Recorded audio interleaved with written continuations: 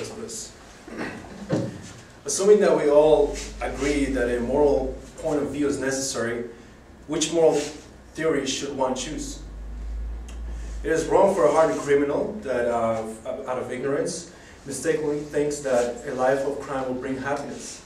It is in this sense that Aristotle, a Greek philosopher, is able to say that happiness is the goal of life. I will be explaining, or I will be impacting you with new information on moral ethics. I will first be explaining and defining Nicomachean ethics, which is Aristotle's account of happiness by habitually behaving virtuously and developing a virtuous character. And finally, I will be demonstrating how this has influenced my life today. My first argument on the Nicomachean ethics is that for every action and choice that we make, it seems to aim at some good, right? Like for medicine, they seem to aim and end at health. For a shipbuilding, a vessel. For a strategy, a victory. For example, should we not assume that just as the eye, the hand, and the foot, and in general parts of the body have their own proper function, so does humans too have some function over and above functions of their parts. I reach a conclusion that the good of humans is an activity of the soul in conformity with excellence or virtue. My second argument in supporting it's supported by Socrates, Plato, and Aristotle, who all thought character-based ethics in which people should pursue virtues to attain happiness, and that virtues could be explained or thought and practiced.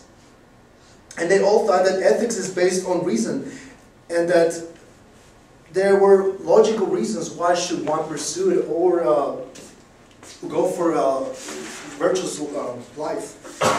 Here is a small view of who are they. The first one is Socrates, the next one is Plato and Aristotle. I put them in an order of highest to the lowest, since Socrates was the first philosopher, and then his student was Plato. And then Plato's student was Aristotle. Here on this last picture, it shows Plato teaching Aristotle. And if you can really notice, Aristotle is holding the book that I'm talking about, which is Nicomachean's Ethics. For example,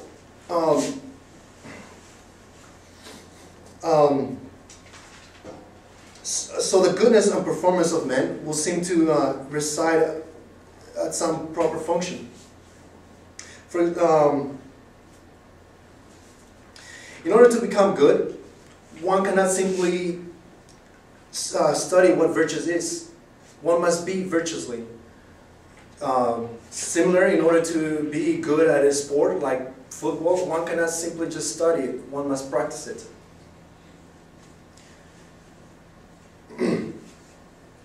My last argument supporting the Aristotle ethics is that virtue finds and chooses the medium. It is a mean by reference of two vices, one that is in excess and the other a deficiency, an amount neither too high nor too low. For example, a body's temperature is neither too high nor too low. Related to ethics, a character cannot go to the extremist. Equilibrium is the right feeling at the right time, and about the right things, towards the right people, for the right end, and in the right way. For example, in feeling fear or confidence, courage is the mean. In giving or taking money, generosity is the mean. In regards to pleasure, self-control is the mean. Those are the ethical morals of the Nicomachean ethics teaches. By concluding how the Nicomachean ethics have influenced my life, it's a bit short since I have recently studied this information of this book that was wrote centuries ago. But And I'm sure now that the goal of my life is to find something final and self-sufficient. I will now demonstrate how this new information has influenced my life.